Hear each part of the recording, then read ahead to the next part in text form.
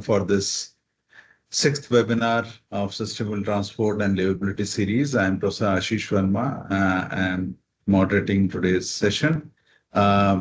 Before I invite our esteemed speaker to start his presentation, Professor Greg Marston, I'll just run through a few introductory slides about this webinar series, and to make those who are joining maybe for the first time to understand what this webinar series is, and then we'll quickly get going with our presenters. So let me just share my screen and put my presentation on the slides. Anne, can you confirm if you are able to see my slide? Yes, sir. Go ahead.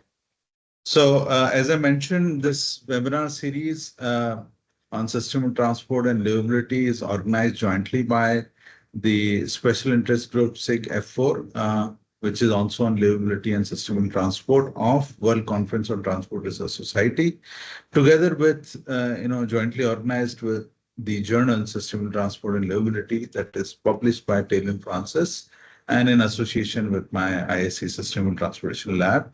I'll quickly run through some introduction about the webinar series. It is, the purpose is to basically foster knowledge exchange and propel the discourse on topics related to sustainable transport and livability. The potential speakers would include any eminent researchers through invitation and selected authors of also the papers that are published in the TSTL, the journal that we are hosting. The webinar series is conceived to be once every 2 months, but in the previous fifth and the current sixth one, there was a little more gap due to various reasons. But we hope to continue this frequency going in future. Just to brief about how we started and who have been the previous speakers. The first webinar happened on 7th March 2024. It was delivered by Professor Aruna Sivakumar, dwelling in interesting aspects of accessibility. Then we had Ahmed El-Geneidy from McGill University in Canada, who talked about 15-minute city concept and the experiences of North American cities. The third webinar was delivered by Professor Kazuki Nakamura from Meijo University in Japan. He talked about quality of life and walkability, together with a presentation on a published paper from our journal, which was presented by Professor Pushpa Choudhary from IIT Roorkee, together with her co-author. Then we had the fourth webinar by Professor Roger Vickerman on 30th August 2024. Again, bringing a novel perspective into accessibility from a net zero point of view. And the last webinar that we had was on resilient traffic management and control with interesting case studies from China, and it was presented by our esteemed colleague, Professor Meng from Tsinghua University in Beijing, China. So we are continuing this whole, illustrious list of speakers with the present one today, Professor Greg Marston. I'll introduce him briefly, very quickly.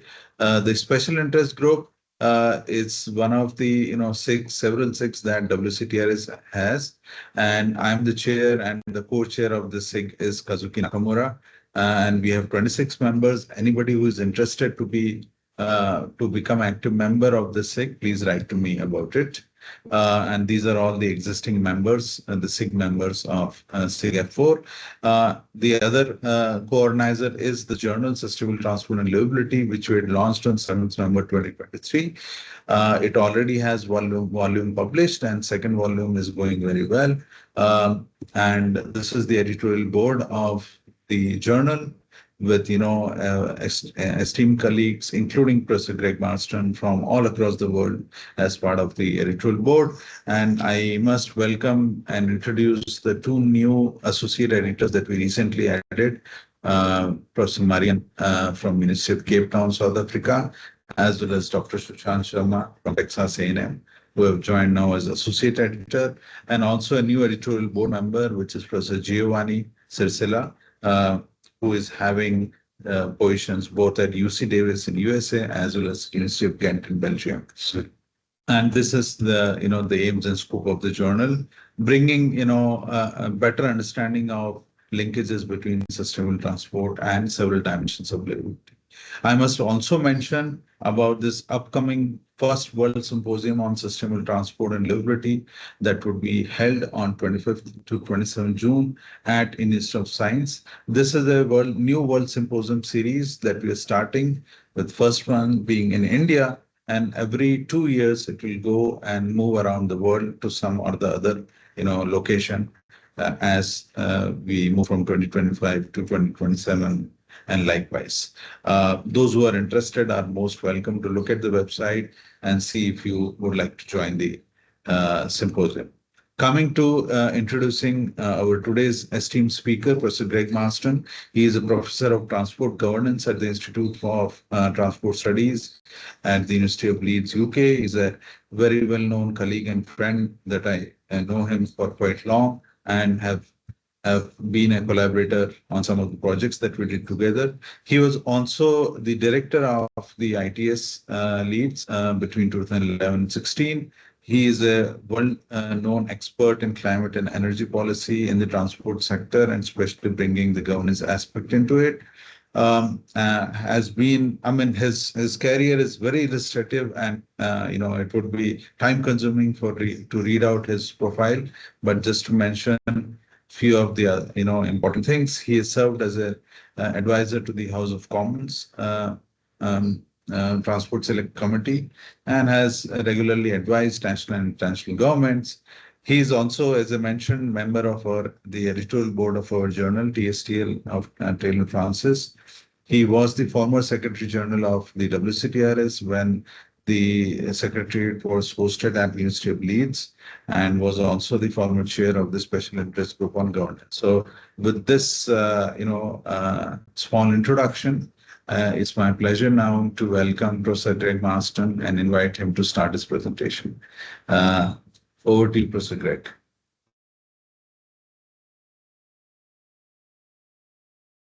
Thanks, Ashish, for those kind words of introduction. So today I'm going to be talking about post-car ownership futures, and I've put a question mark at the end quite deliberately, because that would be a major shift in the paradigm of transport at the moment. We've had over 100 years of becoming increasingly dependent on car ownership. So I'm going to talk to you about a 5-year study we have exploring whether it's possible to design a system which enables people to live without owning cars.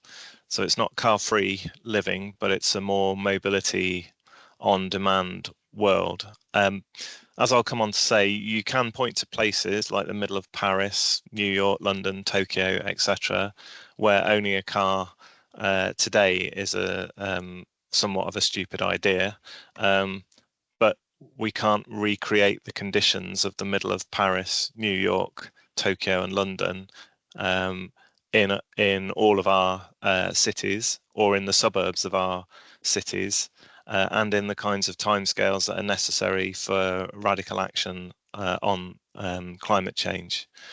So it's also important to acknowledge, though, that there are in any part of the world, in any area of a city that's incredibly car dependent, there are still households who live without a car, some of them by choice and some of them not by choice, and obviously there are implications because of the mobility options that are and aren't available because of the dominance of the car. So really what I'm going to be talking about is undoing what John Urry describes as the system of auto mobility. So we're not thinking here just about making the middle of our big cities better. We're not just thinking about travel behavior change. We're thinking about what the system that supports how we get around looks like, and how it's organized, and how we pay for it ultimately as part of our kind of future vision. So what do we want from a post-car ownership future? So it's nice to be able to share this, because it very much sits at the heart of livability concerns. So obviously the work that I'm doing, it's a 5-year project. It's based in the UK, And so the conversation that we're having in the UK is going to be a different one depending on whereabouts in the world you are in terms of car ownership levels. So we're at around about 540 cars per 1,000 population at the moment. And obviously there's parts of the world where it's much lower than that, where you've got many more powered 2- and 3-wheelers, so that the way in which the mobility system is put together and therefore the nature of the challenge is hugely different. So I'm not trying to say that this is generalizable to other places, although I think some of the methods that we're deploying will be of wider interest. So what's the imperative for doing something different? Why have we decided to try and take on this project? Well, this is the UK's latest attempt to spell out its pathway to net zero carbon emissions by 2050. So this is the domestic transport sector. You can see the impacts of COVID with the grey line there.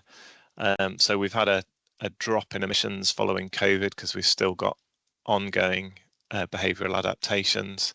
But as we look forward, the big bits of the reduction, the orange area, the blue and the black, which are just above that, they are essentially technology shift. So a move to electric vehicles, electric vans, electric heavy goods vehicles. And the bit at the top is the travel behaviour change. So the majority of what we're saying we're going to deliver is through electrification.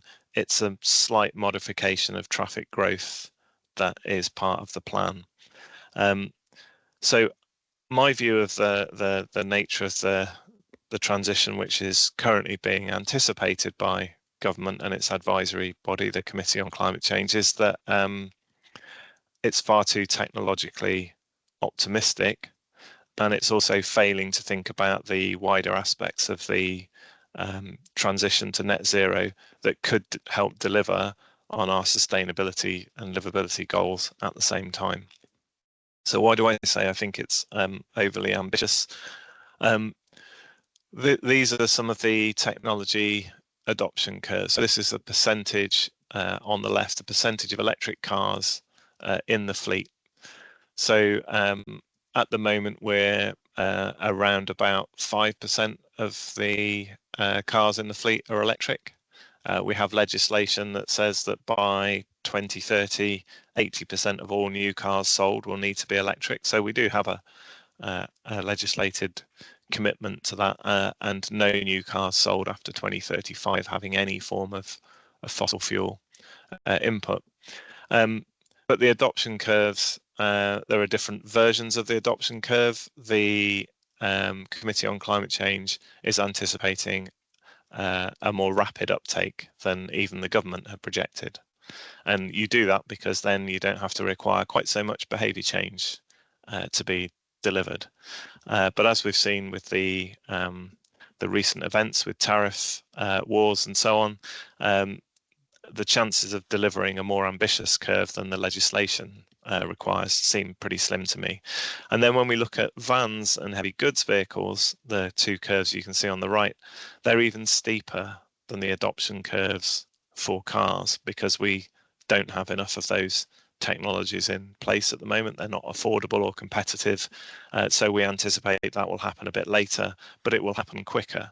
And again, I think you can question the reality of that. So I think we're likely to have a significant deficit in terms of the amount of carbon that we're planning for.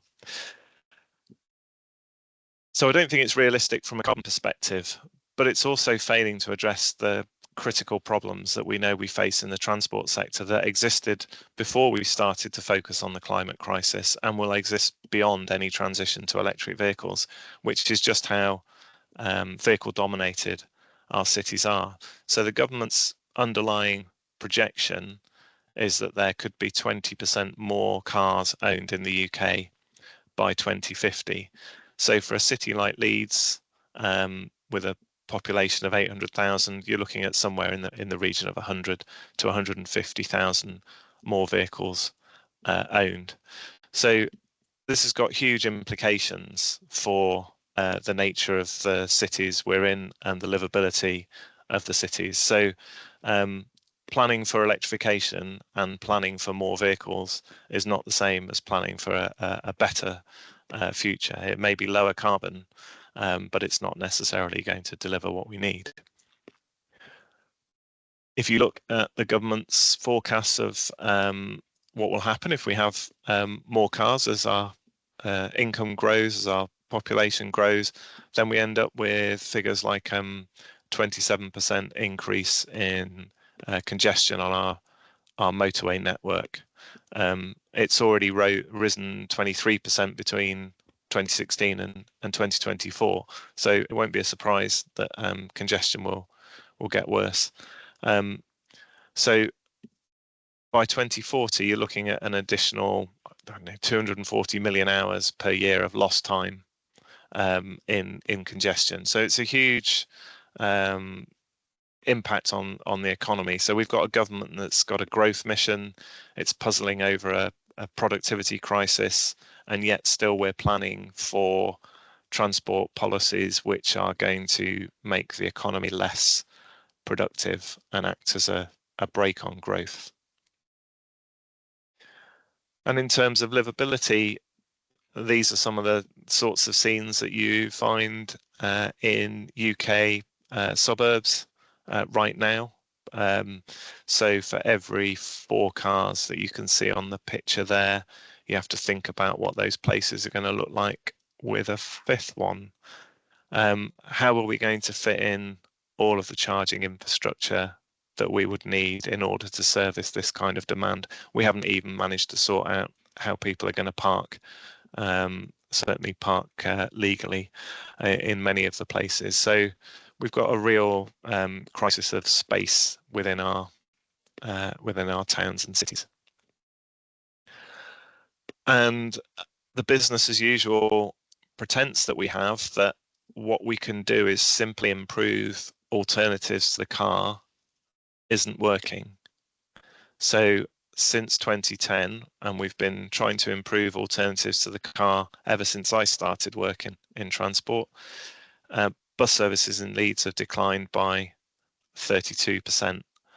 So you can't simultaneously plan for more cars, plan for driving to become cheaper, which it will with electrification, and also expect more people to make a switch to public transport. Sure, you can achieve it on some particular corridors, but not at scale. So the projection that we have that we're going to achieve a 7% reduction in car miles driven that the Committee on Climate Change set out, that's supposed to be going to walking, cycling and bus. And my estimate is that you'd essentially you'd have to have about 4 times the amount of bus use that we have today by 2035. That's more than we've historically ever had, even before we started to have widespread car ownership. And we'd have to achieve kind of Amsterdam and Copenhagen levels of cycling all within a decade right across the UK. We just don't have an investment plan nor the skills and capacity in our infrastructure services to be able to deliver that kind of scale of change. So trying to do this by making alternatives better simply isn't feasible. We have to address the number of cars that we have, because once you own a car, as we know, your incentives are based around then using the car, and other modes are competing relative to the marginal cost of using the car rather than its total costs. So that leads us to think about the role of the car in society in our project, and what are the opportunities to rethink the role that the car might play. So in the UK, we spend £119 billion on car ownership, which is a staggering amount of money. It's 3 times what we spend on moving cars. So we spend a lot of time in transport thinking about the kind of the costs of parking or the costs of fuel and so on. But we've already sunk so much money into car ownership that these marginal costs are relatively trivial. So this is money that's spent on owning cars, insuring them and maintaining them, not just using them. It's 119 billion pounds. So what does that tell us? Well, it tells us that the car has a huge significance in society. So we know that households spend more on cars than they do on food and clothing combined, and they're classified as basic needs. So the car obviously has huge significance and utility for people. For some, it's just a basic ticket to participation. So we know that there are 10% of households who own a car who can't even afford a one-week holiday. Not all cars are gold-plated luxuries, for sure. But we also know that they're not a very productive use of capital. So up to 40% of the value of a new car is lost in depreciation in the first year. We know that they are causing productivity issues through congestion, as well as the wider negative urban externalities and impacts on well-being. So cars are really important, but they're also really costly to society as well as to individuals. But it's an incredibly powerful vortex which demonstrates the attractiveness of the automobility system. People say quite often to me, we haven't got enough money to spend on transport, and I think we haven't got enough public money to spend on transport, but it's absolutely not the case that we haven't got enough money to spend on transport. It's just how we're spending it. So I've broken down that 119 billion figure into the amount of money that's spent on owning cars in a city of like Leeds, population 800,000. That 1.4 billion, to put it in context, could buy you 23 new schools. It could rebuild our biggest hospital over a 2-year period, or it could fund 10 years free bus travel for under 21s. So how we decide to spend that money could be quite different, and it could be quite transformative in nature. But we'd need to not be owning cars. We'd need to feel that we didn't need to own cars in order for that money to be freed up for other uses. So what makes us even begin to think that this might be interesting to explore? And I would say it's definitely a case of exploring it to see whether this is something that's even possible. We don't start from a position that we are definitely going to be able to create a solution that works at scale. It's a research question and exploration. But the reason we think there's a point in talking about this is we know that cars are owned a lot, but they're not used a lot. So we've long understood that they're generally in motion for just about an hour of the day on average, in the UK at least, and a third of cars don't move on any given day. It's only about a quarter of the car fleet that actually does a kind of 9 to 5 commute pattern in the UK. So whilst most people move around by car, we don't actually use the cars we own very much. Even in a city like Leeds, 30% of households also don't have a car. So could we have far fewer cars and still have access to car-based mobility when we need it? Because let's not pretend that public transport is going to provide all of the flexibility that the car currently does. We also know that the vast majority of our journeys are short. So almost all of our journeys are under 5 miles in length. It's 7 in 10. And it's just over 9 in 10 are under 25 miles in length. But that doesn't mean that we can always switch those to public transport, walk and cycle.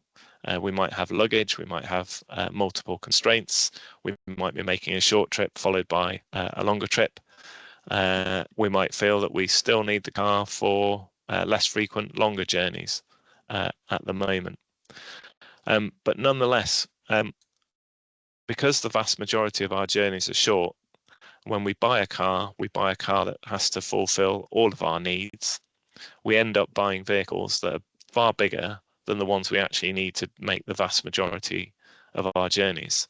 So if we were able to access mobility on demand, then we could potentially be thinking about a much more diverse mix of vehicles so that we can make our towns and cities kind of less dominated by these massive and increasingly large SUVs that are dominating most of our city spaces. So we could think about reconfiguring the types of vehicles that are in our city. There are also lots of different types of transport systems or new mobility services, you know, or some of them not even new, things like car clubs and so on, that have been available for a while, but typically they're only really available in the middle of our bigger cities. So that these alternatives, whether it's walking and cycling or whether it's a new mobility services, they're crowded out by the car. That's both in terms of the space that's available to provide for these alternatives, but they're also crowded out financially. So it's difficult for new mobility services to really establish themselves in a world where £119 billion has already been spent on owning the alternative to that new mobility service. So the question is, can we spark ways in which a transition can be made away from individuals making that decision to own to having a system which is good enough for them to feel that actually they don't need to own, or they don't need to own a second car, and that they can make that transition to mobility on demand. So we're exploring futures for Leeds and trying to ask people whether they can imagine something which is different and better than the auto-dominated future which they see in front of them today. And if we can't get the citizens of our cities to imagine that, then what we will end up with is the auto-dominated future that's being imagined and inscribed by manufacturers of vehicles and increasingly energy providers. So if we don't provide that vision, then we create a vacuum which other agendas will fill. So Leeds City Council, during the the COVID crisis, set out a vision to be a city where you don't need to own a car, and that is kind of the core of the motivation for this project. Well, okay, they've got a vision, but they don't really know how they would get there. So our question is, what would a world where people didn't need to own their own cars look like? You know, how will it help us to meet our climate, health, well-being and fairness objectives? What would be different in this future world? Nowhere has ever done this, moved away at scale from car ownership or undone ORI's auto mobility. And we want this to be a positive exercise. So the analogy I give is, people always say to me, oh, I couldn't give up my car. And when I talk about this project, we're not asking people to give up their cars in the same way that Spotify didn't ask people to give up their CDs. They created a better service. So the thing that we're focusing on here is, what would a better alternative to car ownership look like? What would it have to fulfill? How would it work? What would it enable in terms of rethinking the city? So this is about imagining something better. A lot of the talk we have in transport planning is about traffic demand management, traffic reduction. It's about what we're taking away from people. We're not providing a positive alternative vision. So we're starting with building on that vision. The other thing people say is, well, lots of people don't want to give up their car, or even no one will give up their car. So this is work that was done by my colleague Gillian Annable, who's on the project, which segments car ownership. It was done in a European project about a decade ago. So you have got the group of devoted drivers and image improvers that you can see at the bottom of the pie chart there, who are going to be the people who are not immediately thinking that this is an agenda for them. But you've also got the malcontented motorists, or the active aspirers, who would be open to change. So one of our tasks is to work out, where do you begin this? You know, they didn't start selling the iPhone to people like my dad, because he's not an early adopter of this sort of thing. You know, they focused on the market that was going to be most appealing to them, and that's what really we have to look for, is where are the communities and where are the opportunities where we might find people who are willing to do this, and where we might be able to create the conditions which enable change. So that's part of our kind of research challenge. How we're doing it, at the moment we've begun our research process, so we've had a big open call to action across Leeds, which was a kind of a survey inviting people to tell us what they wanted from their future leads, not focusing totally on transport questions either, but you know, what is it that they want their city to look and feel like. And we're in the middle of running a set of creative activities to get people to give us the kind of design approach that we need to take. So picture there from one of our creative assemblies. We've got another one, a follow-up one coming this weekend. And in those creative assemblies, what we did was we asked people about their philosophies for the city. People were a bit confused. They kind of felt like they were coming to moan about the buses maybe, but we asked them to think about, well, what is it that drives you, what motivates you in your life? So we had a series of philosophy cards which we got them to debate, and they all developed their own philosophies and then looked at how similar or dissimilar they were across Leeds. And then we did the same kind of activity with values. What is it that they particularly want from their city and their transport system? So some examples: were they more focused on personal freedom and independence? How important was fun and enjoyability? How important is rule following, safety and reliability? I mean, safety came out as incredibly important, in particular when you start to think about safety and diversity in the transport system. So we got people to kind of step back from the details of the transport system and tell us, what are we designing for? What are the outcomes that you want this new alternative system to have? We've also been into schools where we haven't started talking, well, we've started talking to 13 and 14-year-old children, and we haven't begun with philosophies because we think that might go a little bit awry. So we did some fun activities like, what could you do with a parking space? They had 2 minutes to come up with alternative uses of a parking space, and the winning team did 44 alternative uses in 2 minutes. Here are some of them. There were an awful lot of fast food options that came up in their list of 44 as well. But it showed you that if you ask children about what they could imagine the space in their streets for, then you get a very different set of answers and imagination. So maybe they do want something different from their urban spaces. We also asked them to imagine alternative transport futures.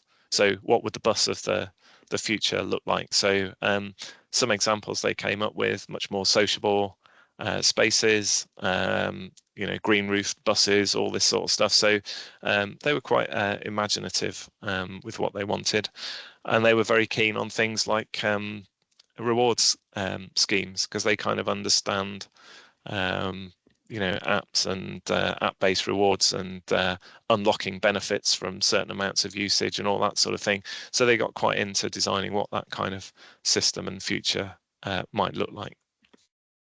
So all of this feeds into our method. So what I've been talking about there is our kind of citizen co-design process. It gives us our design goals, and it gives us some ideas of scenarios that we might want to begin exploring. And our research process that follows that is to say, right, well, that helps to shape the questionnaires that we design. So we're going to be doing fully representative sampling of the city to try and understand people's travel behaviour and their propensity to maybe shift away from individual car ownership. We're building an agent-based model. The design ideas will give us some of the scenarios that we'll test, and our behavioural insight data that follows from the design goals will inform the agent-based model. We're also using it for them to design our evaluation framework. SORA stands for Societal Readiness. So we're letting the participants define what we do. We've got a series of experiments building up to a 400 household demonstrator in 2028. So we'll be learning as we go, feeding back and continuing with the creative assembly process. So the idea is that they get to design and then we get to test. They won't be fully polished solutions, but essentially trying to provide them with the kind of services that they've said that they would like to try. People ask us, what will it look like? That is the challenge of co-design. We can't really say what the answers are going to look like, but we're working with partners at the Royal College of Art and the Institute for Social Futures at Lancaster. So here's a vending machine of mobility options. So is that the kind of future that people are imagining? What are they imagining about their space? So on the right here, you've got business as usual. On the left, you've got spaces that can be reimagined because we've changed the way in which we're accessing our cars. We don't need as many cars as we had. What is it that people are looking for? And what are the whole system benefits, the health benefits, the well-being, the environmental biodiversity benefits that we might get from freeing up that space? So just to bring it to a conclusion, I guess what we're engaging with is thinking about whether we can design the unwinding of auto mobility, and if we can, where would that start? This is probably a forum that fully understands there are strong social and environmental arguments for doing that. Change of this nature, you can't do it to people. You can't just put services down and hope people will use it. It has to be designed with and by people. And I think getting into the philosophies and values that people want the system to meet is going to be critical for us in terms of thinking about what works and what doesn't work. It's not an individual behavior change. Of course, behaviors will change as part of this system, but we have to think about system change. So what happens to rules on space allocation? What happens to the tax system? What happens to with employers? What happens with the way we organise nightlife and access to city centres and so on? So there's all sorts of things that will need to change as part of this. That's part of our imagination. But most importantly, I think, out of all of this, is that this has to be a positive vision. It's about saying, what would better need to look like? It's not about what we have to stop doing or give up. It might be that the better that we imagine simply is unaffordable or undeliverable through our transport governance systems. Well, that's fine, but what we really need to do is work out whether there is an alternative that could work better to the private car, because at the moment that's still the pathway that we're going down. So I will finish there.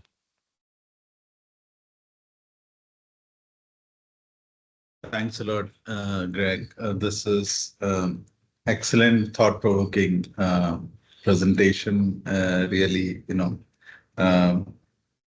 makes us think, and sometimes wonder: is it so difficult to reimagine how we want to live the best in our cities, and why it is sometimes so difficult to explain or make those who are in decision making understand. And sometimes even people are not able to reimagine this perfectly. But yes, I think a people inclusive way to reimagine, I think, could result in more livable and sustainable cities.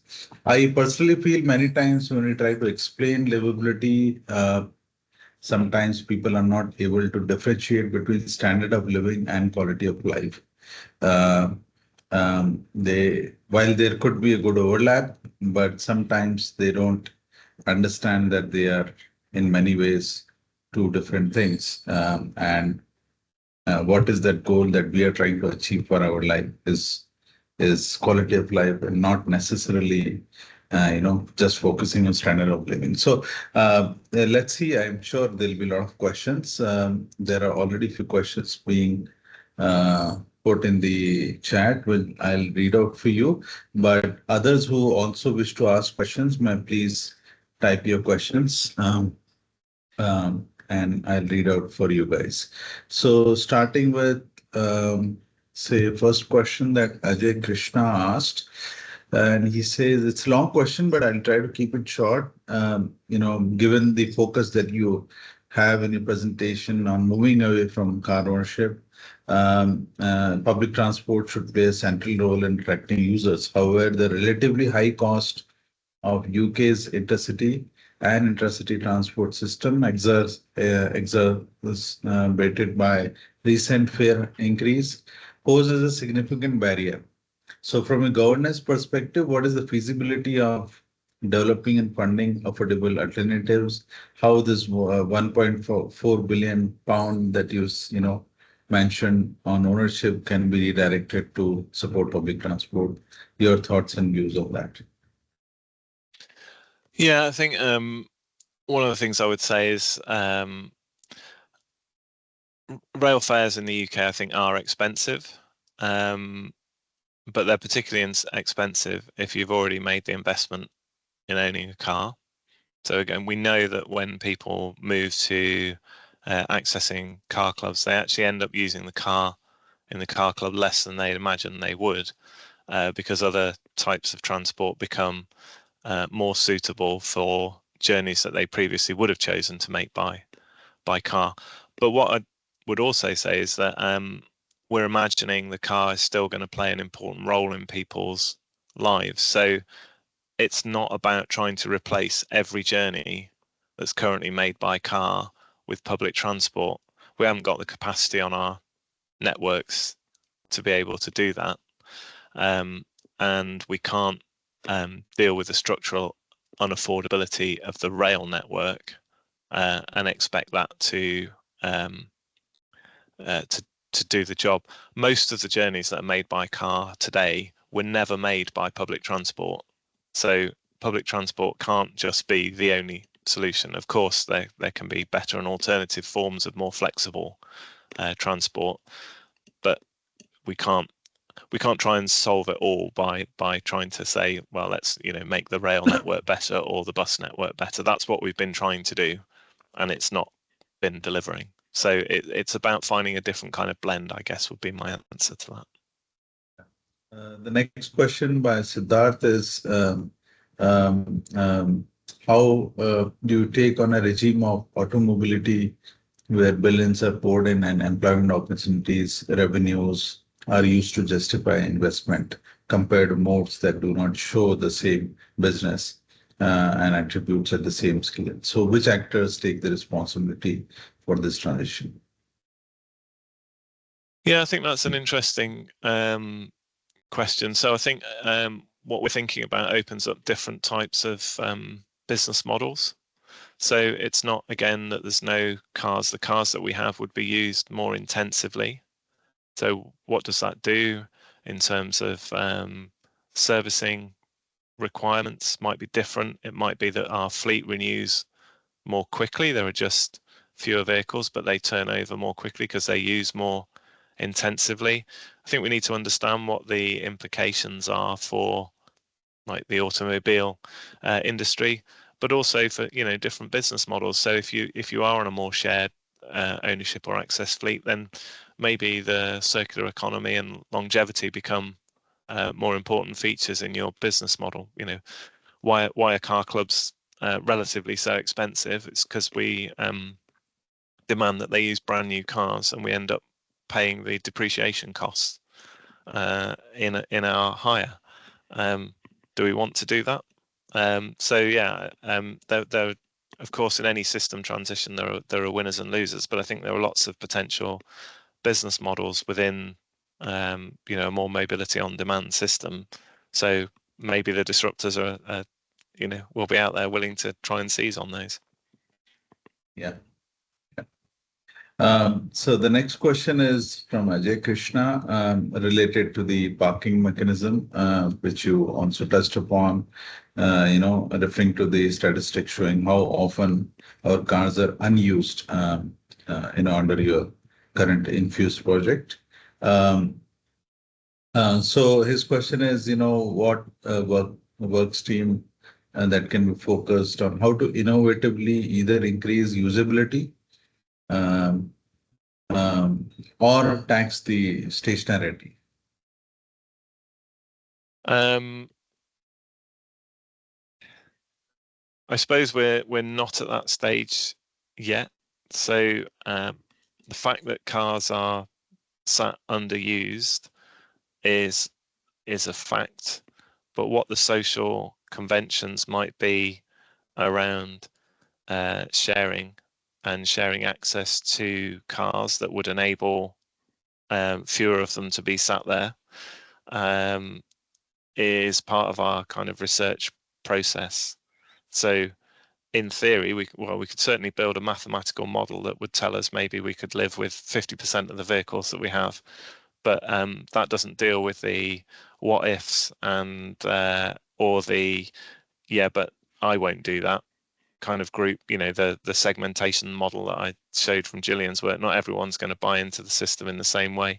So before we dive into what the fiscal models might be, we've got to try and understand what the social conventions might be. And I realize those two things are related, but yeah, we've got to try and understand what the potential for this might be and who might be willing to engage in it before we can think about how best we organize the kind of the fiscal situation around parking and use, for example.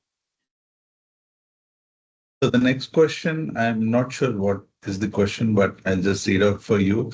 It's from Sandy Gunn. And it says, interested in the types of questions asked on the philosophy cards. And in the bracket, he or she writes, I have often been stuck in Leeds traffic jams. It does make you philosophical. Yeah, plenty of time to be philosophical in a traffic jam in Leeds. So what we are committed to doing is making our toolkit of different interventions, questionnaires, creative assembly materials. We're going to make them all available open access through the Infuse website. So if you're interested in those sorts of things, that will be made available. We're just a little bit head down in delivering our next creative assembly this Saturday, but we will make them available. So the next question is from Chris Burrett. Cars are a key indicator of individual taste and status. Any ideas how to replace this? Well, I'd agree with that, Chris, for some people. And I'd say for society as a whole, that in the UK, that's probably true, but it's not true for everyone. And it's not necessarily true at every part of the life stage. And I think there are opportunities to reimagine that. So one of the tensions that we're trying to deal with here is it actually the practice of buying a car and that being an extension of your personality or your house or whatever that that is critical here? Or is it more the functionality and the lifestyle which having access to a car affords you? I think if we come to the conclusion that it's the former, and that it's really is only about individual taste and status, and we can't create something which is better and more attractive, then we're stuck in a cycle of planning for the kinds of outcomes that I talked about at the start. Fail to meet decarbonisation, worsening quality of life. The only things that are rationed are space and time. So that I think is a truism. So if we can't tackle that, then we no matter how much we might like to pretend that alternatives to the car will be workable, for most places we won't be able to deliver that change, and we'll struggle in the spiral of decline we've been in. Yeah, I mean, I think often when we speak about a carless future or a no car future, sometimes people get this impression that it's all about talking against car, or car as a negative. But I think it's really about what is the optimum level and manner of having cars in our ecosystem, and how do we use it. I think that optimum is what we're trying to see and envision, which brings both sustainability and livability to our cities, maybe. Yeah, but yes, it's not easy. I mean, it's a really interesting challenge that we've had. So actually, I never use the words car free. At least I've tried to avoid doing it in describing the project, because that's not what we're imagining. But actually, the language of an alternative future to the car is essentially a language defined by the deficit, by what isn't there. So it's car less, or car light, or car free. It's about what's been taken away. It's not like there isn't a language to easily describe a positive vision, which is mobility on demand. And I think even the language itself immediately sets the public against thinking in that way, because it's like, well, that's just something you're taking away from me. So I don't know if we've got any budding linguists on the on the webinar, but I'm always on the lookout for, like, how can we begin to describe this in different ways, because we're so used to talking about car ownership. It's embedded everywhere. That is auto mobility. So what is the alternative? And it's just fascinates me that I can't even find the right words to describe it. I know.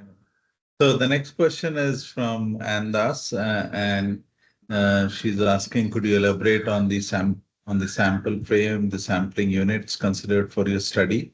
Also, could you detail the methodology adopted for getting the required sample size?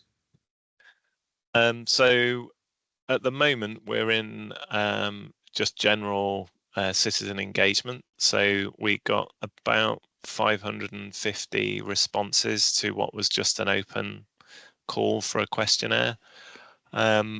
We've got about 30 people participating in the creative assembly process. So it's small but kind of detailed, deep dive at this stage.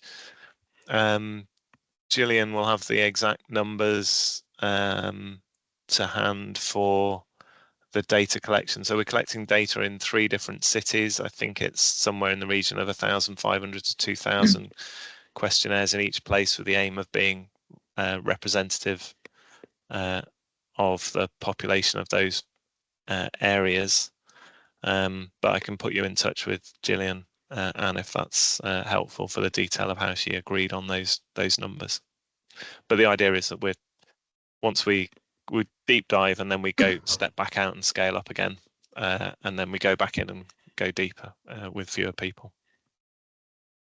So the next question is by Sophie, and it's she mentions that there is some interesting work being done on motor normativity, and referring to some past work research that found that even among those who don't drive, there is a strong sense that cars are vital. So is there any evidence from your research so far that this can be adjusted? And an example is the vision of a city in Vickerman. There's still a freeway with cars in a line, even though they live in a city under the sea. Yeah, really important point. Like the cultural reference points are all dominated by car ownership. I think the work on motor normativity is really interesting. You know, suggesting our brains are being rewired to become habituated to cars. Again, I don't know. Our world isn't a world which is car free, so how much is motor normativity about individual ownership or about vehicles in the city? So I think it's an interesting additional kind of theoretical insight to address. I know I've seen work, for example, that people want to buy a house with an off-street parking place, even if they've never owned a car, because they think it adds value to the house and it will make it easier to sell on in the future. Another example of one that, you know, like the car is so embedded. So I think we just need to find out, are there places where actually people are wanting something different? Certainly I wouldn't describe what we've received through the questionnaires and what we've seen in the Creative Assembly as people who are anti-car. They kind of understand the role of the car, but what they want is something different from their city. They want a better place to live. So I'm not sure motor normativity asks that question about what else people might want and what the trade-offs might be. And I think it is going to be a question of trade-offs. I mean, sometimes when I present on this whole aspect in Indian context also, you know, we try to discuss and see car traditionally is seen as a symbol of wealth, and societies and countries have transitioned on this whole path of wealthiness, with car ownership. But is there a way to decouple that from standard of living? Having a car or using less of car or being dependent on other things, but move your show of wealthiness to something else that is still more sustainable for this planet and in general for our communities. It's a difficult question, but I think Sophie has also added some more thoughts. I'm not reading that, but adding on to what we are discussing now. The next question I can read. I'll just take a few more questions before we finish off. I think it's an interesting discussion. There's a question from Manisha. Not from Manisha, of course, she has typed this question for Hitesh. So what is the impact of high-speed rail on reducing dependency on cars for long distance trips, if we have studied in the UK context?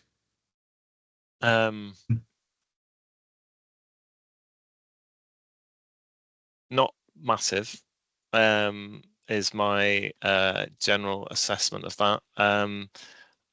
The high-speed rail is city centre to city centre travel, so you've really got to have a great service to get you to the origin and from the destination to wherever it is you're going, for your net journey time to be significantly better in many cases. It's not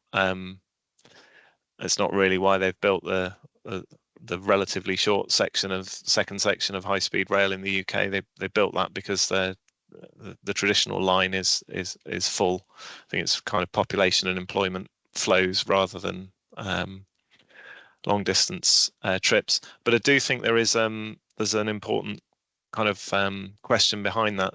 Long distance trips are a lot of the miles that we drive. There are a small number of trips, but there are a lot of miles that are driven. If we really want rail to be part of an alternative for long distance trips, then I think we need a much better option for people to access mobility when they reach their destination by rail.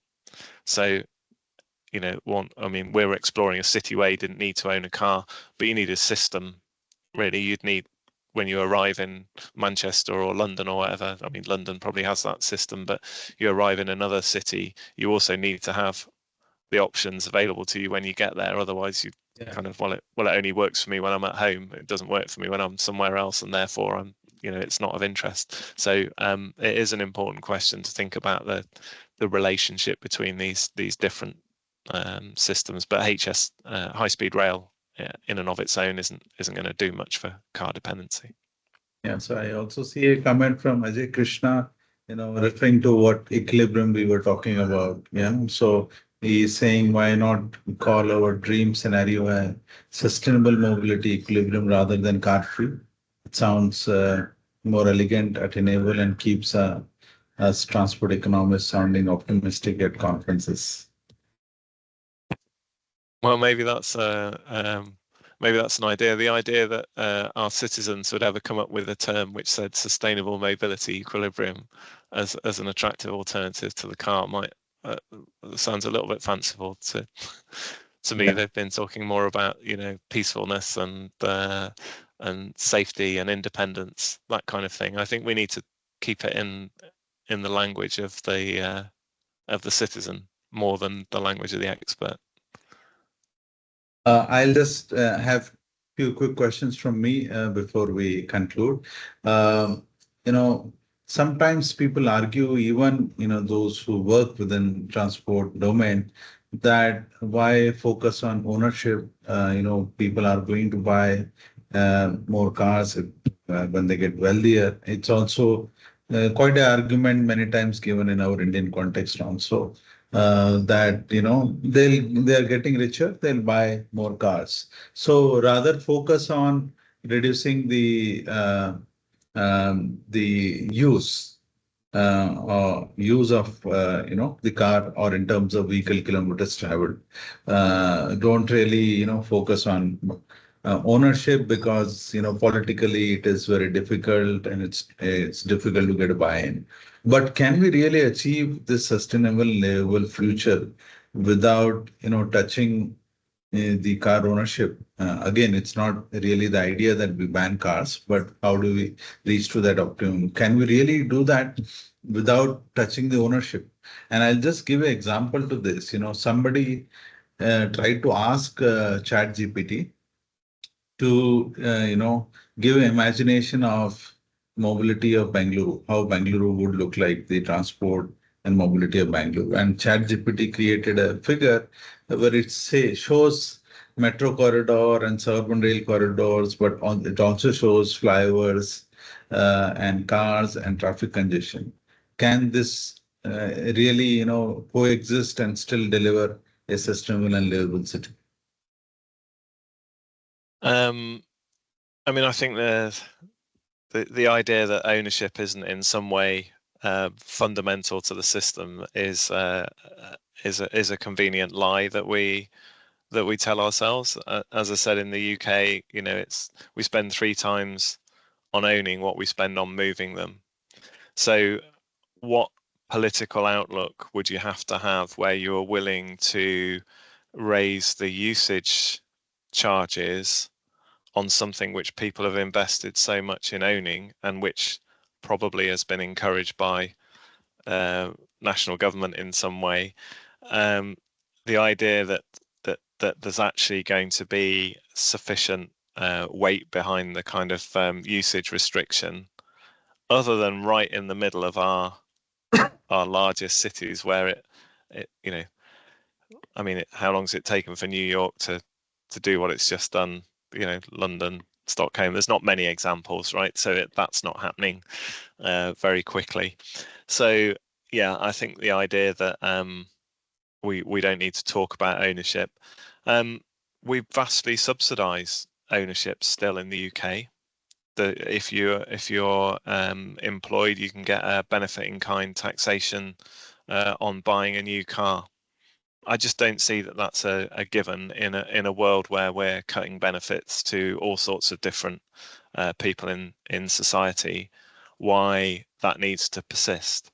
But until we have alternatives to the private car, which currently our system is not providing, because if it was, people wouldn't have bought them, that's going to be really difficult in and of itself. So I think we've got to think about what an alternative is before we can start saying that we want a policy which says, you know, actually growing car ownership or growing it quite so fast is not what's good for us. There has to be an alternative. Otherwise, you're just telling people what they can't do, telling politicians what can't happen, rather than giving them a solution. Yeah, correct. So somebody is asking, would you like to suggest a target for number of cars per thousand population when you talk about carless future? I've no idea what that number would be. Probably it would be a bad idea to put a number out there. All I can say is, you know, so a third of cars don't move on any given day in the UK. So without removing anybody's mobility, you could probably get rid of 25% of the cars that we currently have that are sat stationary if people were able to access other vehicles in the neighbourhood. So, you know, that would numerically be possible without really massively addressing the issue of whether you can create meaningful alternatives. So yeah. I mean, if I try to answer this question, most of the time when I present, I try to correlate the GDP per capita, that's like annual average income per capita, say in US dollar terms, with the car ownership levels. And Singapore is an interesting case. I was there in March for a few days, you know, visiting the city and US. Their GDP per capita is roughly around 84,000 in US dollar terms per capita. But the car ownership is 120 cars per thousand population. Whereas is the GDP of similar level for US currently has a car ownership anywhere around 700 to 800 cars per thousand population. So if I have to really tell somebody here in India, and especially when I say that, how do you decouple your standard of living from car ownership to the good extent possible, and how do you saturate and much lower level of car ownership? I would really see that kind of future, which Singapore has achieved, you know, to be an ideal level of cars owned per thousand population, you know, something that Bangalore is already at 160, roughly around 165 cars per thousand population, with much lower level of GDP per capita that we have. So I think this decoupling of standard of living and car ownership is probably really the way in my opinion.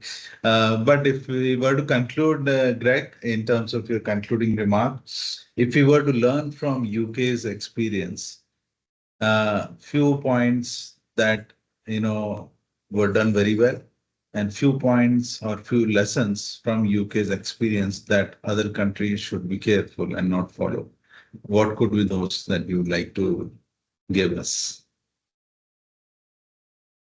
Well, I guess it's incredibly difficult to row back from where we are in the UK. So and I think we're still planning to grow our car ownership. So I think one of the things I would say is engage policymakers in what cities are going to look like with different levels of car ownership. So nobody has the conversation in the UK that actually we're planning for 20% more cars. When you ask people, how would you feel if your city has 20% more cars in it? People are horrified by that prospect. Yeah. But nobody's telling them it, because what we tell them as transport planners is that, don't worry, we've got a transport strategy. We can improve public transport. We can make walking and cycling better. And that will help to solve our congestion problems. But actually, we've demonstrated across the globe that no, it won't, while we continue to grow car ownership. So it will continue to chip away at the viability of the alternatives to the car, and we end up with negative spirals. So I would say address head on what we're planning for in terms of car ownership growth. And if you can't establish that as a problem, then it's going to be very difficult to generate solutions around that. And as you say, different economies will be in a very different position with this. I understand like aspirational car ownership in some economies is probably still going to drive this. But as you said, you know, there are different pathways, there are different saturation levels, and I think there are different alternatives that weren't possible 40 or 50 years ago in terms of mixes of mobility systems and people being more familiar with on-demand at different stages in their life. It doesn't have to be following the same pathway that the developed West did. Yeah. Yes, I think that's a wonderful way to conclude today's discussion and session, and it was lovely and thought-provoking. That's what we were really hoping for, and with a wonderful an experienced speaker like you, I think it really has ignited a lot of thoughts among the participants. So on behalf of the organizers as well as all who are attending today, a big thank you to you, Professor Greg, for accepting our invitation and spending time with your valuable insights into this whole topic of how do we reimagine our cities in future with less and less of cars. So with that concluding note, thanks a lot again to you, Professor Greg, and to all the participants. Please stay connected, and roughly in next 2 to 3 months, we'll get back with another wonderful webinar with another interesting talk that we'll have soon. So with these closing words, we can conclude the session. And thanks again to you, Greg. Thank you. Thanks, everyone. Bye. Bye-bye. Bye. Bye. And you can stop the recording. Okay, so thanks. And then end the event.